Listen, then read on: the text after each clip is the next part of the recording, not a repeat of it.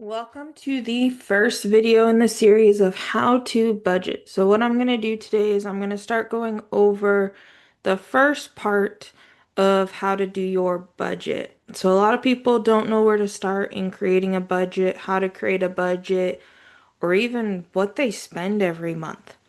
So in order to create a budget for yourself, the first thing you need to do is actually track your expenses. And I mean every expense. Even if you use a gift card to pay for something, if you redeem rewards from an app for something to get something free, you need to count it as if you had paid cash for everything. Since you're not always going to have those rewards, you're not always going to have gift cards or promo codes or anything like that. So you want to make sure you account for everything. So this template here is up on my website that you can go and get kingerfinancial.com. So the first thing we're going to do is at the bottom here we have the three different tabs. So monthly tracker, budget, and categories. So this is set up for you to track everything. Now some categories are in there, but you may have different categories. So if I go to the categories tab, we have expenses. So those are things that you pay for. And we have income. So ways that you receive money. So instead of having job one here, you could put the name of the company you work for, the actual job name.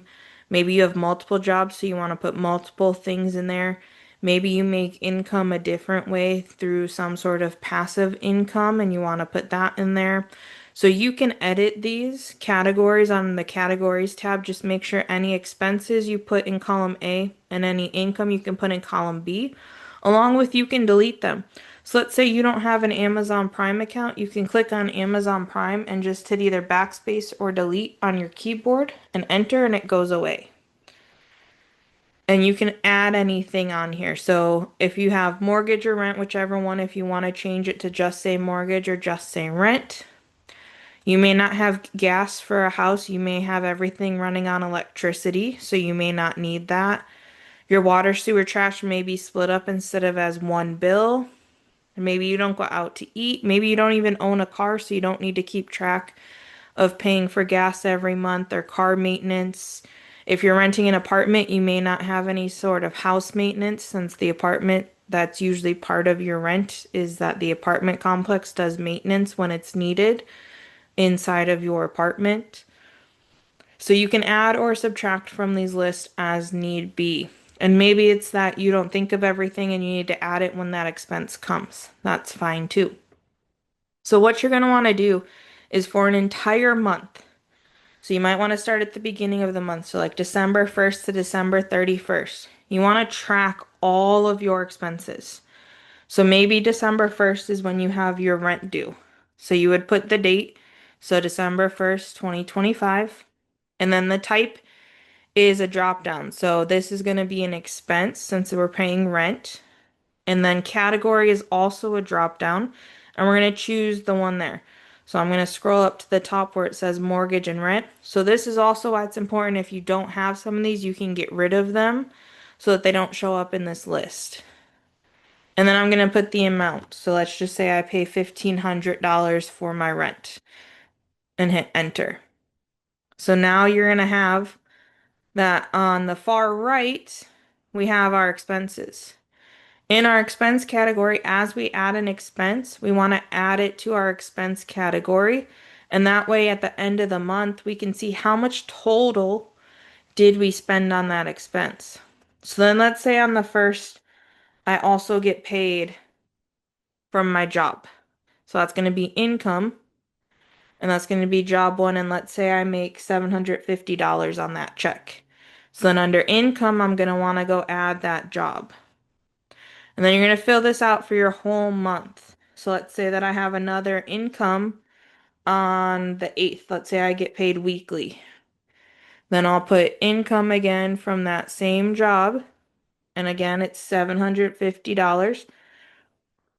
If you have one that goes like this, where it goes to all pound signs or hashtag signs, as some people know it, just go to the top of that column and just click and hold and drag it a little wider, and it will show you the amount there.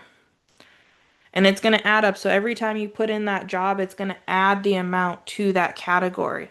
That's why as you add a category, you want to add it to either expense or income so it does your total. And then over here on the far right, it's going to have your total income, what it is in total for the month, along with your expenses. And we want this net total to either be like this, where it's zero, or we want it to be positive. So if I just change my rent, let's say it was 1200. If it's green, that means it's positive. That means you have more money than what you spent, which is a good thing. If it goes to red, so let's say my rent is actually 2000, now that it's red, that means I spent more money than I brought in, which we don't want to have happen.